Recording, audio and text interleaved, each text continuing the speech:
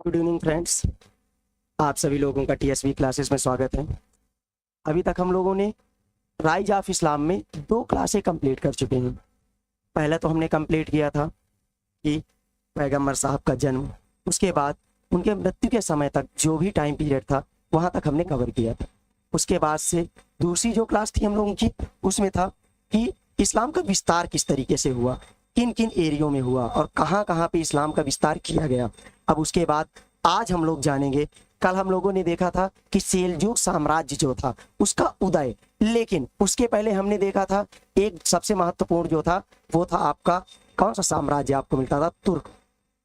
जो आपका क्या था, तुर्कों का उदय। आपने तुर्कों में देखा था कि अलप्तगीन जो था, अलप्तगीन शासन काल में आया था। अलप्तगीन के बाद कौन आते हैं, हमने आपको कल ये बता करके क्लास समाप्त कर दी कि अलप्तगीन आया था। उसके बाद से आपका गजनबी आता है और गजनबी की 1030 ईस्वी में मृत्यु हो जाती है। उसके बाद से इसका जो साम्राज्य होता है धीरे धीरे समाप्त होने लगता है। तो आज हम लोग इसी के बारे में कुछ आगे चर्चा कर लेते हैं। तो चलिए आगे देखते हैं। इसमें सेल्जुक तुर्कों का उदय, सेल्जुक तुर्कों का उदय, क्या क्या चीजें थी इसके अंदर में, इन चीजों को हम पहले देख लेते हैं। तो सेल्जुक वंश में जाने से पहले सेल्जुक का उदय कहाँ से होता है, तो इसके पहले की हम कहानी देख लेते हैं जो हमने इसमें देखा था। पहले हमने पढ़ा था, क्या पढ़ा था मित्रों, तुर्कों का उदय। पहले हमने पढ़ा था तुर्कों का साम्राज्य के बारे में। तो तुर्क क्या थे, जो तुर्की शासक थे उसमें आपने क्या पढ़ा था, अलप्तगीन को आपने पढ़ा था। किसको पढ़ा था, अलप्तगीन को पढ़ा था। अलप्तगीन को आपने पढ़ा था। अलप्तगीन के बाद आप लोग जानते हैं कि इसका बेटा जो होता है सुबुक्तगीन, सुबुक्तगीन शासक पे आता है। कौन आता है इसका बेटा, सुबुक्तगीन। सुबुक्तगीन कौन आता है, सुबुक्तगीन। ये भी आपका तुर्की शासक होता है और यह पहली बार भारत में जो आक्रमण करता है 986 में। भारत में जो तुर्कों का पहला आक्रमण माना जाता है, कब माना जाता है मित्रों, तो 986 में भारत में पहला आक्रमण माना जाता है। किनका माना जाता है, तुर्कों का माना जाता है। अभिषेक गुड इवनिंग, गुड इवनिंग अभिषेक। ज़्यादा से ज़्यादा लोगों को आप लोग शेयर करिए ताकि ज़्यादा से ज़्यादा लोग इसमें जुड़ सकें। आज हम लोग इसको लास्ट क्लास करने जा रहे हैं राइज ऑफ इस्लाम का। इसके बाद से हम लोग अगले टॉपिक को उठाएंगे। तो ज़्यादा से ज़्यादा लोगों को शेयर करिए। अब आप लोग एक चीज देखिए कि इसमें आपने जो देखा सुबुक्तगीन ने 986 में इंडिया में आक्रमण किया। उसके बाद एक सबसे इंपॉर्टेंट चीज इसमें देखिए कि 986 में उसने आक्रमण कहां पर किया था, तो जो भारत में आपके हिंदू शाही वंश थे। कौन से, हिंदू शाही वंश। कहां पर आक्रमण कर रहा है, हिंदू शाही वंश में। कहां पर आक्रमण कर रहा है मित्रों, तो हिंदू शाही वंश में आक्रमण कर रहा है। तो किनके यहाँ पे आक्रमण कर रहा है, हिंदू शाही वंश के ऊपर। अब चलिए थोड़ा सा हम किसके बारे में देख लेते हैं। जो सुबुक्तगीन का बेटा आपका आता है, कौन आता है, महमूद। सुबुक्तगीन का बेटा कौन आता है, महमूद। और अगर इसके बारे में हम लोग जानते हैं, इसका पूरा नाम गजनबी होता है, महमूद गजनबी, जो कि ये गजनी का होता है, इसलिए इसको गजनबी नाम से हम लोग जानते हैं। इसके पहले आप जानते हैं कि सुबुक्तगीन के 2 बेटे थे, एक महमूद था और एक इस्माइल था। कौन था, महमूद और इस्माइल, इसके 2 बेटे थे। तो जो सुबुक्तगीन था वो इस्माइल को बहुत पसंद करता है। किसको, इस्माइल को बहुत पसंद करता है। किसको पसंद करता है मित्रों, तो वो इस्माइल को, इसे पसंद करता है मित्रों। तो इस्माइल को बहुत पसंद करता है। अब देखिए इस्माइल को बहुत पसंद करता है। तो अब उसके बाद क्या होता है इसमें कि वो इस्माइल को शासक बना देता है, लेकिन महमूद गजनबी क्या करता है, इस्माइल की हत्या करके खुद शासन में बैठ जाता है। और ये कब शासन में बैठता है, तो आपका महमूद गजनबी शासन में बैठता है 998 ईस्वी, 998 ईस्वी में ये शासन में बैठ जाता है। कब बैठता है मित्रों, तो ये 998 ईस्वी में शासन में बैठ जाता है। अब इसके बाद हम देखते हैं कि महमूद गजनबी शासन में बैठ तो जाता है, लेकिन भारत में ये पहला आक्रमण कब करता है, तो भारत में इसका जो मिलता है, तो भारत में पहला आक्रमण ये करता है 1000 ईस्वी में। कब कर रहा है ये भारत में पहला आक्रमण, 1000 ईस्वी में। तो 1000 ईस्वी में जब ये भारत में आक्रमण करता है, तो उसके बाद आप लोग इसमें जान रहे हैं कि भारत में आक्रमण करने के बाद जो आपके बगदाद के खलीफा होते हैं, भारत में जब ये आक्रमण करता है तो जो कहाँ के, बगदाद के खलीफा होते हैं। कौन मित्रों, बगदाद के खलीफा।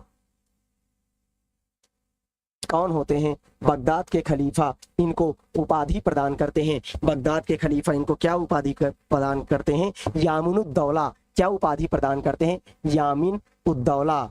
क्या उपाधि प्रदान कर रहे हैं मित्रों? यामीनुद्दौला। क्या उपाधि प्रदान कर रहे हैं इनको? यामीनुद्दौला। अब इसके बारे में हम ज़्यादा डिस्कस करने चले जाएंगे तो बहुत लंबा हो जाएगा, तो इसमें हम बेसिक इंफॉर्मेशन ले लेते हैं। तो इसके बाद से इसके जो महत्वपूर्ण आक्रमण हैं उनके बारे में देख लेते हैं। ये 1000 से 1027 ईस्वी तक में 1001 ईस्वी से लेकर के 1027 ईस्वी तक में ये कितनी बार भारत में? लगभग 17 बार आक्रमण करता है। कितनी बार आक्रमण कर रहा है? भारत में लगभग 17 बार आक्रमण कर रहा है। कितनी बार आक्रमण कर रहा है मित्रों? तो भारत में आपका 17 बार आक्रमण कर रहा है।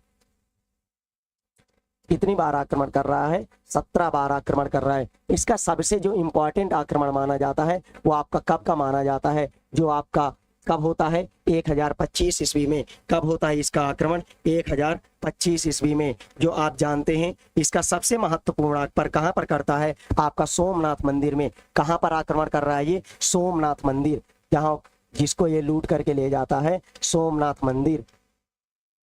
सोमनाथ मंदिर में कब आक्रमण कर रहा है मित्रों? तो सोमनाथ मंदिर में आक्रमण कर रहा है 1025 ईस्वी में। कब कर रहा है? 1025 ईस्वी में ये सोमनाथ मंदिर में आक्रमण करता है। अगर इसको देखते हैं तो 1027 ईस्वी में ये अपना लास्ट आक्रमण करता है।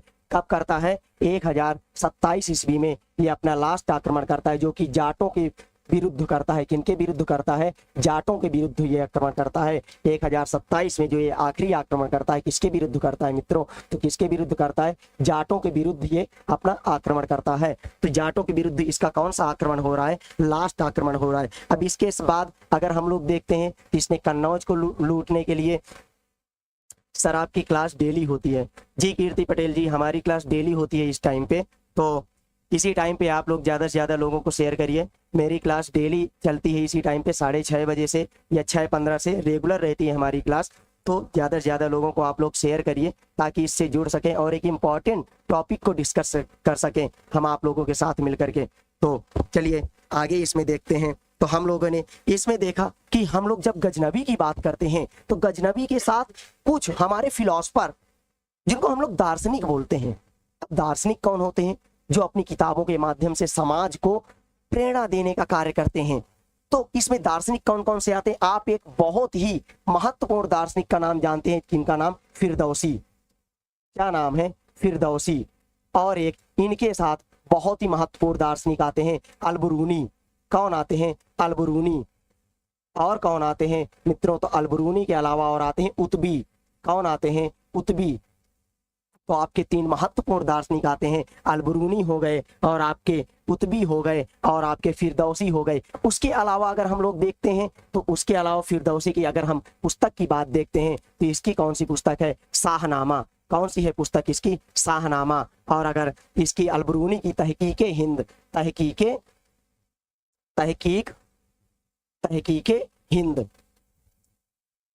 हिंद, अगर हम इनकी पुस्तक की नाम देखें, तहकीक हिंद, जो कि इतिहास में बहुत ही महत्वपूर्ण एक जगह रखती है, आपकी बहुत महत्वपूर्ण पुस्तक के रूप में है तहकीक हिंद। और उसके बाद से अगर आप लोग जानते हैं कि आप लोग यहाँ पे उतबी ने किताबुल यामिनी की रचना की थी। उतबी ने किसकी रचना की थी? किताबुल यामिनी की। उतबी ने किसकी रचना की है? किताबुल यामिनी।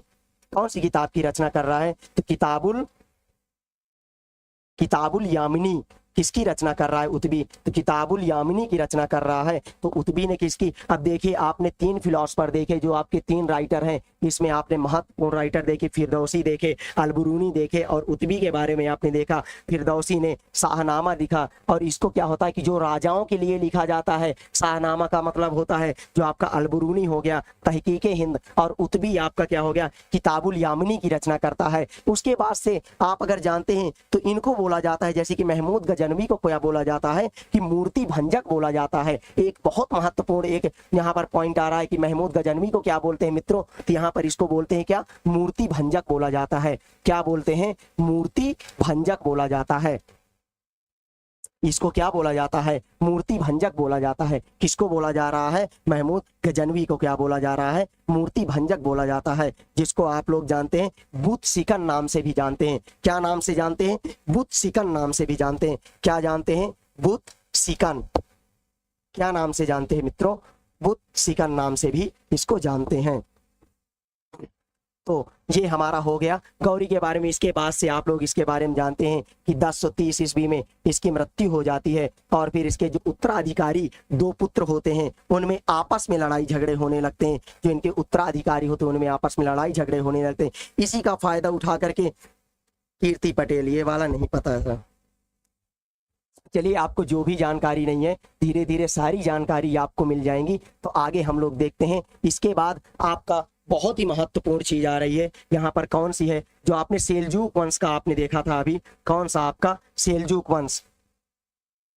सेल्जूक वंश। तो अब देखिए सेल्जूक वंश में इसमें अब हम लोग देखेंगे कि यहीं से हमारा सेल्जूक का उदय होता है। सेल्जूक वंश में आपके 2 आपके, एक आपका तुगरिल। सेल्जूक का जब आप उदय देखते हैं, सेल्जूक वंश का उदय, सेल्जूक वंश का उदय, इसमें आपके 2 महत्वपूर्ण नाम आते हैं। एक आपका आता है कौन? तुगरिल। क्या नाम आता है आपका? तुगरिल। तुगरिल। और एक आपका नाम आता है छागरी बेग। कौन नाम आता है आपका? छागरी बेग। दूसरा नाम कौन सा आ रहा है आपका? छागरी बेग। पहला नाम आपका कौन आ रहा है? तुगरिल। दूसरा कौन सा नाम आ रहा है आपका? छागरी बेग। अच्छा, ये लोग थे कौन? अब इनके बारे में हम लोग जान लेते हैं कि ये दोनों आखिरकार हैं कौन। तो ये कौन है? ये आपके गैर तुर्क हैं। ये तुर्क नहीं है, ये गैर तुर्क हैं। और ये लोग क्या करते हैं कि ये सेना में शामिल हो जाते हैं। कारसानी जो सेना होती है उसमें ये लोग शामिल हो जाते हैं। किसमें शामिल हो जाते हैं? आपकी सेना में शामिल हो जाते हैं। और क्या करते हैं कि इन्होंने 1037 ईस्वी में, ये जो आप देखिए कि इसमें आपके जो आपने पिछले में देखा कि इनमें आपस में विद्रोह होने लगता है। जो गजनवी के पुत्र होते हैं इनमें आपस में विद्रोह होने लगता है। तो विद्रोह होने के बाद क्या होता है कि इनमें क्या होता है कि 1037 ईस्वी में का 1037 ईस्वी में क्या करता है? खुरासान की विजय कर लेता है। ये आपका यहाँ पे लिखा हुआ है। क्या करते हैं? 1037 ईस्वी में खुरासान की विजय करते हैं और यहीं पर ये अपनी राजधानी का निर्माण करते हैं। क्या आपका? निसापुर। क्या? निसापुर। राजधानी ये कौन सी बनाते हैं? निसापुर। मोस्ट इंपॉर्टेंट चीज है ये। इस राजधानी को आप लोग याद रखिएगा, निसापुर। इसको आप लोग नोट कर लीजिएगा क्योंकि ये बहुत ही इंपॉर्टेंट आपकी राजधानी है। ये आपका जो निसापुर है ये आगे चल के आपकी इस्लाम धर्म का एक महत्वपूर्ण केंद्र बनता है। इस्लाम धर्म के शिक्षा के क्षेत्र में एक महत्वपूर्ण केंद्र बनता है। कौन सा? आपका निसापुर। निसापुर के बारे में आप लोग और भी चीजें आगे जानेंगे। तो इसमें आपने जाना कि राजधानी के रूप में किसको बनाते हैं? ये तो खुरासान को जीतने के बाद निसापुर को ये अपनी राजधानी के रूप में बना लेते हैं। और उसके बाद से यही तुगरिल किसको विजय करता है? 1055 ईस्वी में।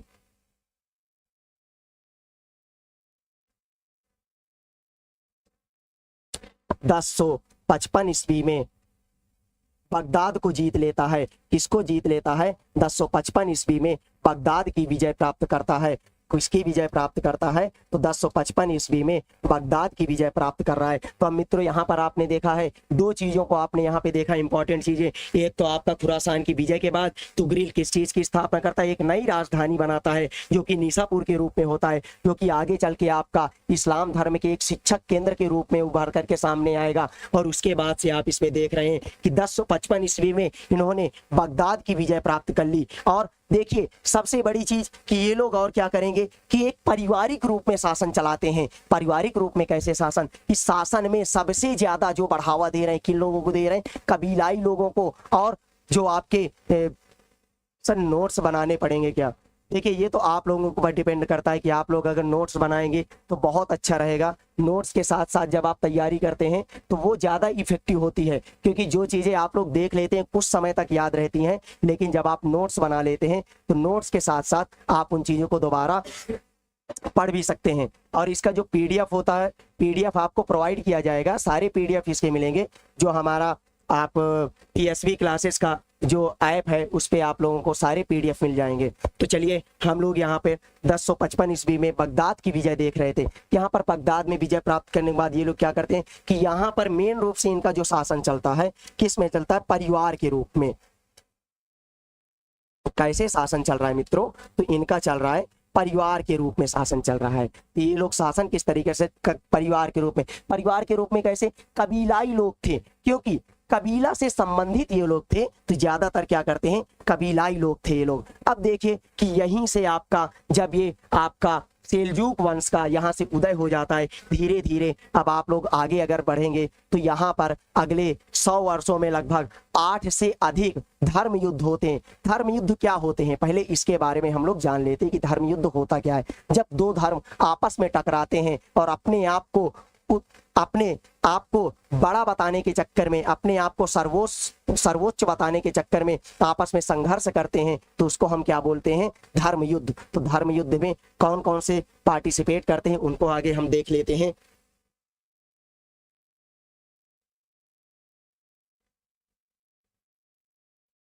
देखिए धर्म युद्ध का टाइम पीरियड आप लोग यहाँ पे देख रहे हैं। धर्म युद्ध 1095 से 1291। तब 1095 से 1291। तो इसके पहले हम कुछ चीजों को देख लेते हैं। धर्म युद्ध में जो हुआ है उसके पहले हम कुछ चीजों को देख लेते हैं। आप यहाँ पर देख रहे हैं इस्लाम और पुस्तक वाले लोग। अच्छा, पुस्तक वाले लोग कौन, पुस्तक वाले लोग हैं कौन, तो इनके बारे में देख लेते हैं। पुस्तक वाले लोग हमने किनको बोल दिया, तो देखिए एक आप यहाँ पर देखते हैं जो पुस्तक वाले लोग हैं उनको हम बोलते हैं क्या, अहल अल किताब। क्या बोलते हैं, अहल अल किताब। जो क्रिश्चियन लोग होते हैं, क्रिश्चियन लोग अपने साथ एक किताब को लेकर के हमेशा चलते हैं, जिसको हम क्या बोलते हैं, न्यू टेस्टामेंट। क्या बोलते हैं, न्यू टेस्टामेंट, जिसको हम एंजल नाम से भी जानते हैं।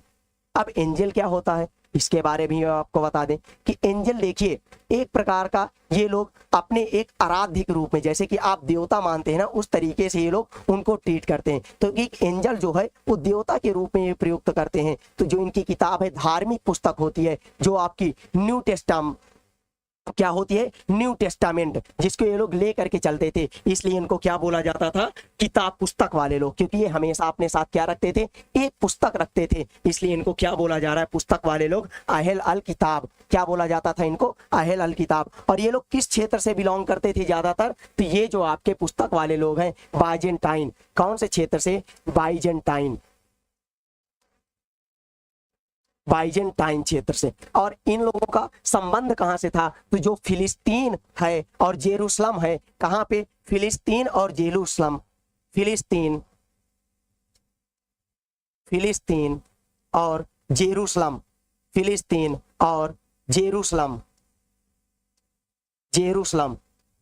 यहाँ पर ये लोग किस लिए आते थे, जो पुस्तक वाले लोग हैं ये लोग आते किस लिए थे यहाँ पर, तो हम लोग इनके पिछले संबंध देख लेते हैं। तो जेरूशलम और जो आपका फिलिस्तीन है, यहाँ पर लोग धार्मिक यात्रा के लिए किस लिए आ रहे हैं मित्रों, तो धार्मिक यात्रा के लिए किस लिए आ रहे हैं, धार्मिक यात्रा के लिए। और किस लिए आ रहे हैं, यहाँ पर व्यापार के लिए आ रहे हैं। किस लिए आ रहे हैं, व्यापार के लिए आ रहे हैं। व्यापार के अलावा यात्रा के लिए आ रहे हैं, यात्रा के लिए आ रहे हैं। अच्छा, अब आप लोग कहेंगे कि धार्मिक यात्रा के लिए क्यों आ रहे हैं, तो जो आपका ये फिलिस्तीन है, फिलिस्तीन ईसाई धर्म में बहुत ही महत्वपूर्ण स्थल माना जाता है। क्यों माना जाता है, क्योंकि फिलिस्तीन जो है इसको क्या बोले जाते हैं कि ईसा मसीह के पुनर्जीवन की जो कथा है, ईसा मसीह के पुनर्जीवन की कथा, किनके, ईसा मसीह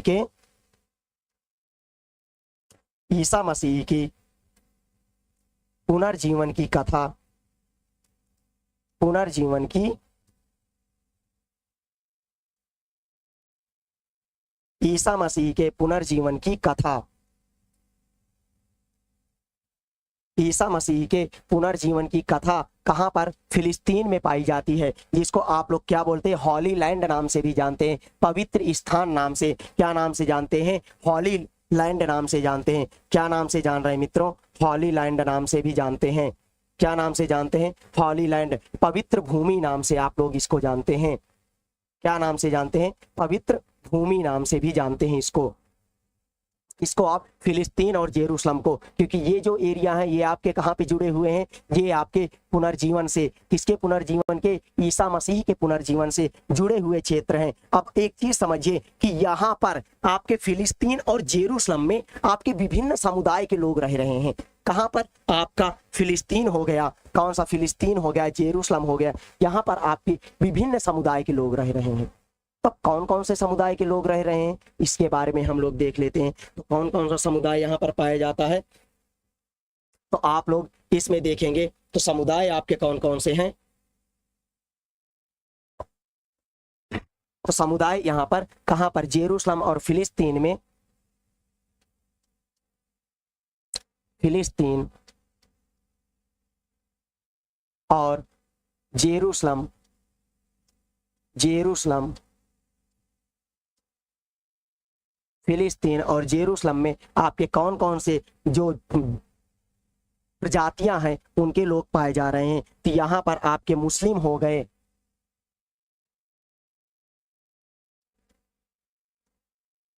मुस्लिम हो गए, यहूदी हो गए, मुस्लिम, यहूदी, मुस्लिम हो गए, यहूदी हो गए, नार्मन हो गए। कौन से? नार्मन हो गए।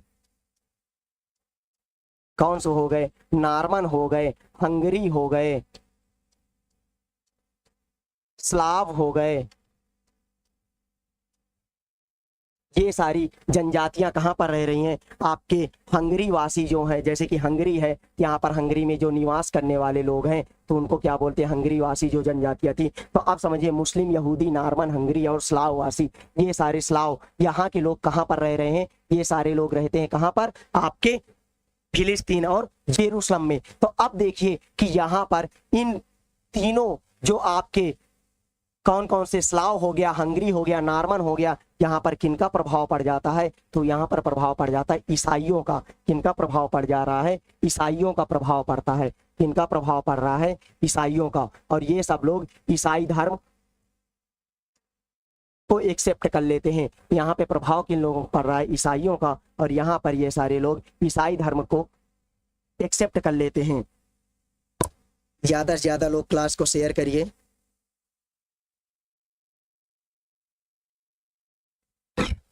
चलिए, यहाँ पर हमने देखा कि यहाँ पर क्या होने लगा कि ईसाई धर्म का प्रभाव होने लगता है। तो क्या होने लगा? ईसाईकरण होने लगा। क्या होने लगा? ईसाईकरण होने लगा। तो एक तो विद्रोह का कारण ये हुआ। पहला कारण क्या हो रहा है कि यहाँ पर ईसाइयों का प्रभुत्व होने लगता है। तो पहला ये आपका कारण हो गया। दूसरा आप इसमें देखेंगे कि दूसरी क्या चीज इसमें आती है। दूसरी सबसे इंपॉर्टेंट चीज आपकी आ रही है, कौन सा आंदोलन आप यहाँ पर देख रहे हैं कि पीस ऑफ गॉड आंदोलन, ईश्वरीय शांति आंदोलन। अच्छा, पीस और ऑफ गॉड आंदोलन होता क्या है? इसका आश्रय क्या है? ये है क्या चीज? इसके बारे में हम लोग देख लेते हैं। तो पीस ऑफ गॉड, आप लोग जानते हैं कि शांति का प्रतीक होता है। तो ये है क्या चीज? Peace of God. ये देखिए कि ये बात कहाँ की हो रही? यूरोप की बात हो रही है। कहाँ की बात हो रही? यूरोप की बात हो रही। और यूरोप में इस टाइम पे क्या चल रहा है? सामंतवाद। क्या चलता है? सामंतवाद। सामंतवाद अपने चरमोत्कर्ष पे था। किस में था? सामंतवाद आपके चरमोत्कर्ष पे था। तो सामंतवाद जो है, अब दो जो सामंत हैं, सामंतों के बीच क्या होने लगेगा? टकराव होने लगेगा। सामंतों के बीच में जब टकराव होगा तो ये लोग आपस में एक दूसरे लड़ाई झगड़ा करेंगे। लड़ाई झगड़ा करेंगे तो इनके बीच में अब जो यहाँ के धार्मिक समुदाय के लोग होते हैं तो ये लोग क्या कहते हैं कि अब धार्मिक समुदाय के लोग यहाँ पर कुछ नियम बनाते हैं जिसको हम लोग एक आंदोलन के रूप में जानते हैं, जिसको आप पीस ऑफ गॉड आंदोलन जानते हैं। क्या नाम से जानते हैं आप लोग? पीस ऑफ गॉड के नाम से जानते हैं, जो कि आपका 3 पॉइंट में होता है। एक आपका पहला आपका क्या हो जाएगा? क्षेत्र हो जाएगा। दूसरा आपका समय हो जाएगा। तीसरा आपका स्थान हो जाएगा। नहीं, सॉरी, क्षेत्र हो जाएगा, समय हो जाएगा और तीसरा आपका हो जाएगा वर्ग। क्या हो जाएगा मित्रों? वर्ग हो जाएगा। तीसरा आपका क्या हो जाएगा? वर्ग हो जाएगा।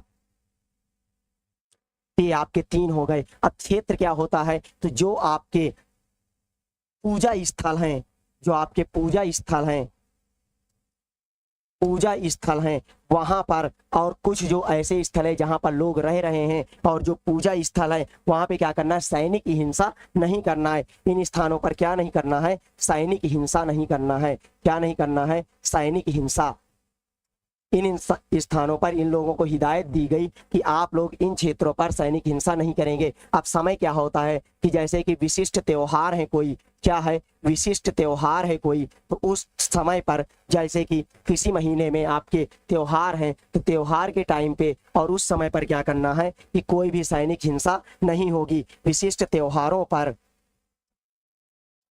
कब मित्रों, विशिष्ट त्योहारों पर। और वर्ग जैसे कि, तो आपका जो पादरी वर्ग है, पादरी वर्ग है जो पूजा पाठ से संबंधित थे, पादरी वर्ग के ऊपर, और जो सामान्य लोग थे, जो सामान्य जनता थी, उनके ऊपर ये लोग आक्रमण नहीं करेंगे।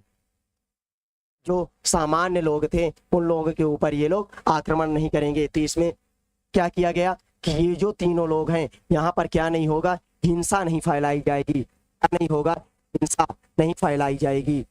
तो मित्रों यहाँ पर क्या है, हिंसा नहीं की जाएगी। तो इन सामंतों को हिदायत दे दी गई कि आप लोग बाकी चाहे जो चीजें करिए, लेकिन ये जो 3 स्थान है यहाँ पर आप लोग किसी भी प्रकार की हिंसा नहीं फैलाएंगे। इसी को क्या कहा गया, पीस ऑफ गॉड आंदोलन कहा गया, ईश्वरीय शांति का आंदोलन कहा गया। इसको क्या बोला गया है, पीस ऑफ गॉड आंदोलन बोला गया है। जिसको क्या बोला जाता है कि शांति का आंदोलन। अब एक चीज यहां से समझिए कि पीस ऑफ गॉड आंदोलन के बाद अगला जो पॉइंट आपका आता है कि जो यहाँ के आक्रमणकारी हैं, आप लोग समझते हैं कि जब लगातार कोई युद्ध करता रहता है तो उसके अंदर जज्बा होता है युद्ध करने का, और उसके पश्चात जब दूसरी चीजें आती हैं, तो जब युद्ध समाप्त हो जाते हैं धीरे धीरे उनका कॉन्फिडेंस जो होता है वो लो होने लगता है। लेकिन जो आक्रमणकारी होते हैं उनका तो काम है लड़ाई झगड़ा करना। तो लड़ाई झगड़े के पश्चात क्या होगा कि इन लोगों का जो आक्रमण करने का है दूसरी तरफ शिफ्ट हो जाएगा। तो शिफ्ट किधर होगा कि जो पोप हैं, जो धार्मिक लोग हैं, वो लोग कहेंगे कि जो हमारे धर्म के नहीं हैं उन लोगों के ऊपर आक्रमण करिए। तो समझिए किनके लिए बोल रहे हैं कि जो हमारे धर्म से रिलेट नहीं करते हैं, आप उनके ऊपर आक्रमण करिए।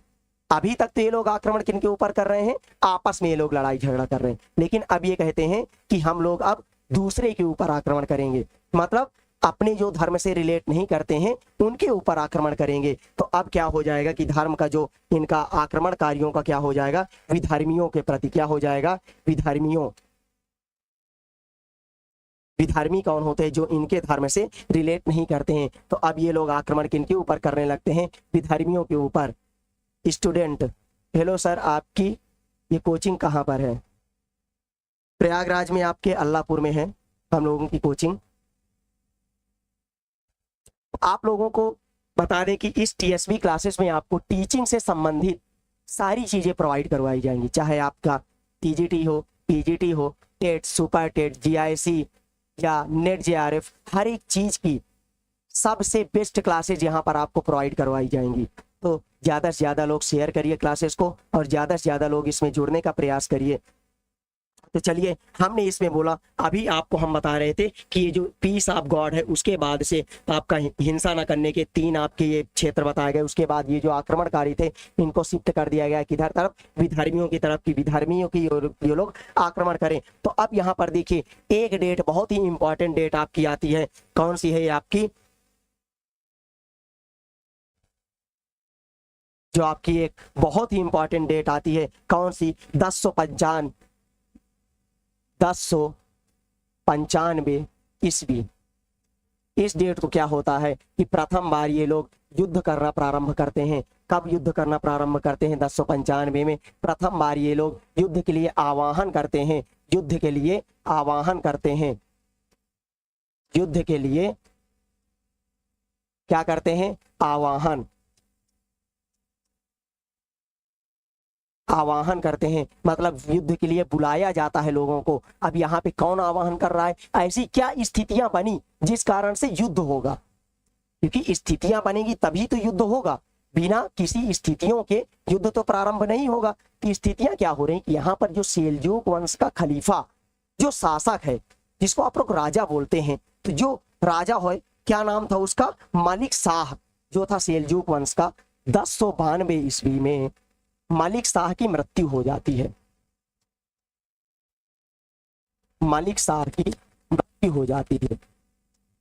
क्या हो जाती है? मलिक शाह की मृत्यु हो जाती है। तो अब देखिए, मलिक शाह की मृत्यु के बाद जो आपके ईसाई हैं, बाइजेंटाइन साम्राज्य का जो राजा है कौन है इस समय? एलेक्सियस प्रथम। बाइजेंटाइन साम्राज्य का राजा कौन है? बाइजेंटाइन साम्राज्य का जो राजा है, क्या नाम है इसका? एलेक्सियस। क्या नाम है? एलेक्सियस प्रथम। क्या नाम है इसका? एलेक्सियस प्रथम। तो अब ये क्या करता है, इसके पास एक अवसर आ जाता है कि देखिए, सेल्जूक वंश का जो आपका लास्ट शासक हुआ मलिक शाह, मलिक शाह की मृत्यु हो जाती है और इसके बाद से इसको एक मौका दिखाई देता है अपने साम्राज्य को बढ़ाने के लिए। तो ये क्या करता है कि बाइजेंटाइन साम्राज्य का जो एलेक्सियस है, ये उसके साम्राज्य में आक्रमण कर देता है। और आक्रमण करने के बाद ये कौन कौन से क्षेत्र जीत लेता है? आपका एशिया माइनर हो गया। कौन कौन सा क्षेत्र जीत लेता है? एशिया माइनर हो गया,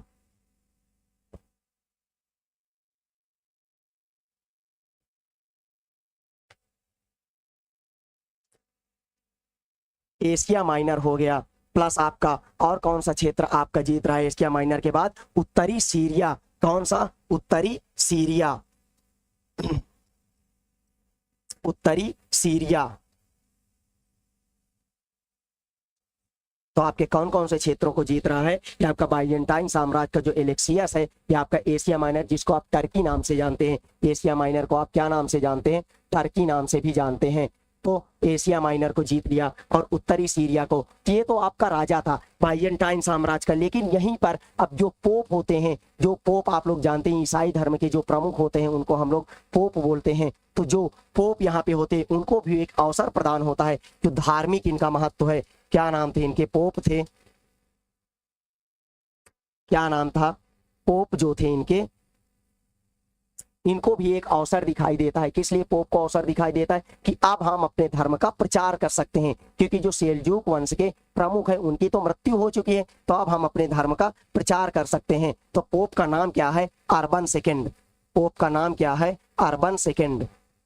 पोप का नाम क्या होता है? Urban second. और ये लोग क्या करते हैं कि दोनों लोग मिलकर के अब आक्रमण कर देंगे इसके ऊपर। इसको क्या अवसर प्राप्त हो जाता है? अवसर प्राप्त होता है कि हम एक नए साम्राज्य की स्थापना कर रहे हैं और अलेक्सियस और अर्बन सेकेंड क्या करेंगे?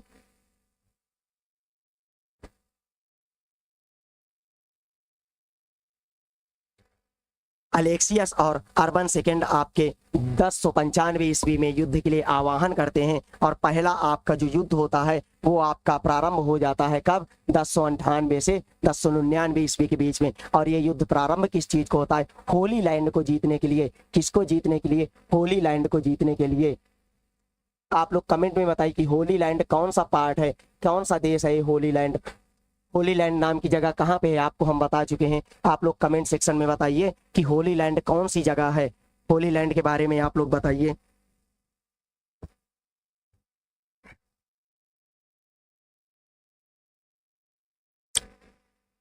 होली लैंड, होली लैंड जिसको आप फिलिस्तीन नाम से जानते हैं। क्या नाम से जानते हैं आप लोग? फिलिस्तीन नाम से जानते हैं,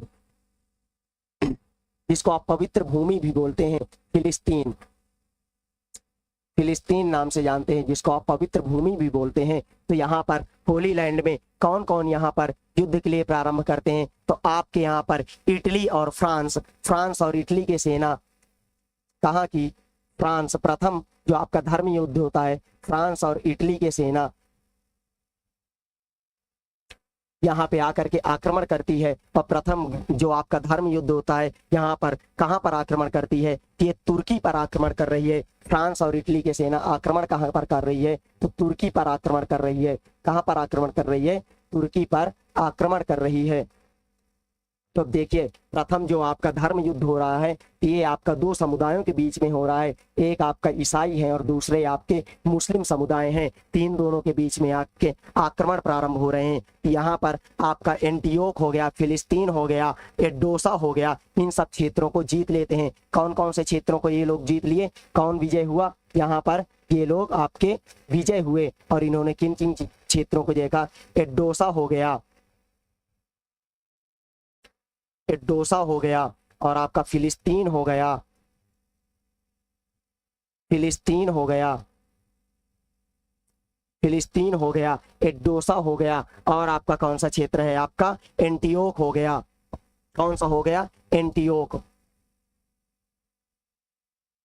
एंटियोक हो गया। तो इन क्षेत्रों को ये जीत लेते हैं। कौन कौन से क्षेत्रों को इन्होंने जीत लिया, फ्रांस और इटली के सेना मिलकर के तुर्की पर आक्रमण कर देती है और इन्होंने विजय किया। किस चीज को, एडोसा हो गया, फिलिस्तीन हो गया, और कौन सा हो गया, एंटियोक हो गया। एडोसा, फिलिस्तीन और एंटियोक हो गया। उसके पश्चात आगे हम लोग देखते हैं कि इसमें ये लोग करते क्या हैं कि इसको आउट मायरर, 4 भागों में इसको डिवाइड कर देते हैं। ये जो जीते हुए आपके क्षेत्र हैं, ये जो जीते हुए क्षेत्र हैं, तो ईसाई लोग इनको कितने पार्ट में, 4 भागों में डिवाइड कर देते हैं। कितने भाग में, 4 भागों में, 4 भागों में बांट देते हैं, 4 भागों में बांट देते हैं।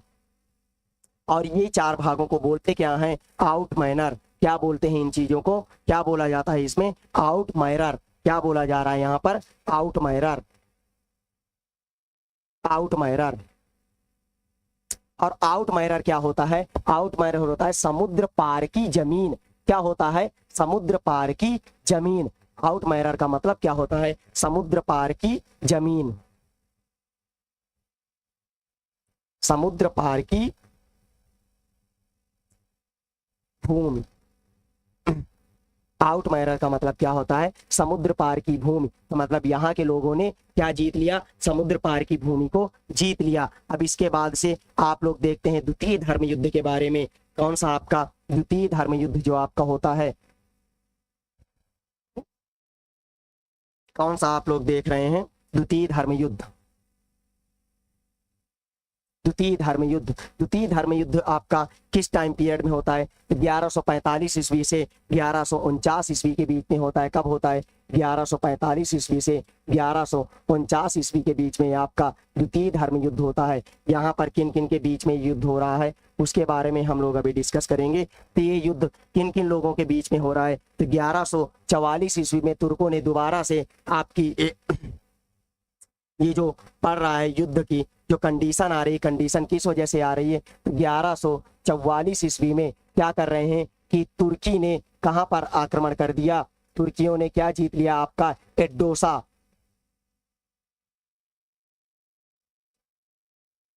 एडोसा। कौन सा स्थान जीत लिया इन लोगों ने, एडोसा को जीत लिया। किन लोगों ने, आपका तुर्की ने 1144 ईस्वी में इसको जीत लिया, आपका एडोसा का क्षेत्र इन लोगों ने जीत लिया। और एडोसा का क्षेत्र जैसे ही जीता तो पोप ने 1145 ईस्वी में पुनः युद्ध के लिए आह्वान किया। किनको, लोगों को क्या किया, आह्वान किया। पोप ने क्या किया, आह्वान किया किन लोगों को कि फिर से आकर के आप, इन लोगों ने हमारी भूमि को जीत लिया है, तो आप समझिए कि कोई दूसरे धर्म का लोग क्यों शांत रह सकता है। तो इसने क्या किया, आह्वान किया पोप ने। तो अब कहाँ कहाँ की सेनाएं आ रही हैं, तो आपकी फ्रांस की और जर्मनी की सेनाएं आ रही हैं। कहाँ कहाँ की सेनाएं आ रही हैं, फ्रांस की और जर्मनी की। कहाँ की सेनाएं आ रही हैं, फ्रांस और जर्मनी की सेना आ रही हैं। और इस बार क्या करते हैं कि ये दोनों सेनाएं हार जाती हैं। क्या करते हैं, फ्रांस और जर्मनी की जो सेना आती है आक्रमण कहाँ पर करती हैं, दमिश्क पर। आक्रमण कहाँ पर करती हैं, तो दमिश्क पर, जो आपका सीरिया का पार्ट है। आप लोगों को कल भी हम बताए थे दमिश्क के बारे में, कहाँ का है ये पार्ट, सीरिया का पार्ट है। तो इन लोगों ने यहाँ पर आक्रमण किया, तो इसके बाद से ये लोग पराजित हो गए। कौन पराजित होता है, तो फ्रांस और इटली, क्या फ्रांस और जर्मनी क्या हो जाते हैं, पराजित हो जाते हैं। फ्रांस और इटली क्या होते हैं, पराजित हो जाते हैं। फ्रांस और इटली पराजित हो जाते हैं। और इनके जो आउट मायरर वाले क्षेत्र हैं उन क्षेत्रों को तुर्की अपने राज्यों में मिला लेते हैं। फिर बाद में आपका जब ये धर्म युद्ध, देखिए धर्म युद्ध धीरे धीरे जब ये अपने चरम सीमा पर पहुंचता है, धीरे धीरे बहुत सारे युद्ध होते हैं, लेकिन जो आपका तीसरा युद्ध होता है, तीसरा युद्ध आपका, जो आपका तीसरा धर्म युद्ध होता है, यहाँ पर ये युद्ध प्रारंभ तो होता है लेकिन इसका कोई रिजल्ट नहीं आता है। तो रिजल्ट ना आने की स्थिति में इसमें क्या हो जाता है कि संधि हो जाती है। क्या हो जाता है, जब देखिए कि जब रिजल्ट नहीं आता है किसी चीज का तो क्या हो जाता है, समझौता हो जाता है, संधि, जिसको आप लोग इंग्लिश में क्या बोलते हैं, ट्रीटी बोलते हैं। क्या बोलते हैं, ट्रीटी बोलते हैं। तो यहाँ पर क्या हो जाता है, संधि हो जाता है। अब संधि में क्या चीजें की जाती हैं, तो संधि में क्या बोला जाता है कि फिलिस्तीन और जेरूसलम जो है, कहाँ कहाँ पर, फिलिस्तीन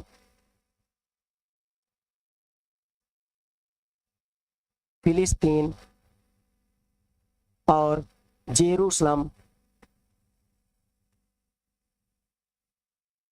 फिलिस्तीन और जेरूसलम में जो ईसाई धर्म के लोग हैं उन लोगों का आवागमन नहीं बंद होगा, वो लोग आ सकते हैं। और उनको संरक्षण कौन देगा? वो किस लिए आ सकते हैं? धार्मिक यात्रा के लिए आ सकते हैं। किस लिए आ सकते हैं मित्रों? तो धार्मिक यात्रा के लिए आ सकते हैं। इसलिए आ सकते हैं, धार्मिक यात्रा के लिए आ सकते हैं। कहाँ पे आ सकते हैं ये लोग? जेरूसलम और फिलिस्तीन में धार्मिक यात्रा के लिए आ सकते हैं। इन लोगों को ये परमिशन दे दी जाती है, तीर्थ यात्रियों का प्रवेश यहाँ पर कर दिया जाता है कि आप लोग प्रवेश कर सकते हैं और यहाँ पर आप लोग अपनी धार्मिक यात्रा को कंप्लीट कर सकते हैं। और उसके बाद दूसरी क्या चीजें यहाँ पर की जाती हैं? दूसरी एक चीज की क्या की जा रही है कि इनको संरक्षण प्रदान कौन करेगा? इन लोगों को संरक्षण कौन दे रहा है? इनको संरक्षण देने का काम कौन कर रहा है? तो संरक्षण दे रहे हैं आपके मुस्लिम जो शासक होंगे। कौन? मुस्लिम जो शासक होंगे आपके। मुस्लिम शासक जो होंगे वो इन लोगों को संरक्षण प्रदान करने का काम करेंगे। लेकिन एट द एंड क्या होता है कि आपका जब लास्ट टाइम आता है 1291 ईस्वी तक, तब जो आपका लगभग इसमें 8 युद्ध होते हैं, लेकिन 1291 ईस्वी का आपका निर्णायक क्या होता है? धर्म युद्ध होता है। क्या होता है? धर्म युद्ध होता है। और इस टाइम में जो तुर्क थे, मतलब मुस्लिम लोग थे, उन लोगों ने पूरी तरीके से क्या किया? मुस्लिम लोग जो थे उन्होंने पूरी तरीके से जो आपका फिलिस्तीन है और जेरूसलम है, यहाँ से ईसाइयों को भगा दिया। क्या किए कि यहाँ से ईसाइयों को भगा दिया। जो आपकी ईसाई जनता थी, ईसाई लोग थे, उन लोगों को भगा दिया। ईसाई लोगों को भगा दिया।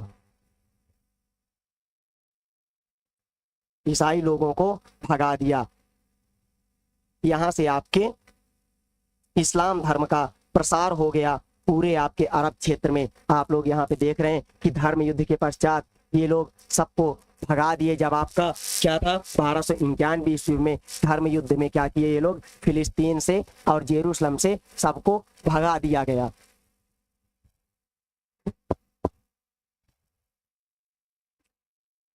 आयुषी पांडे किससे?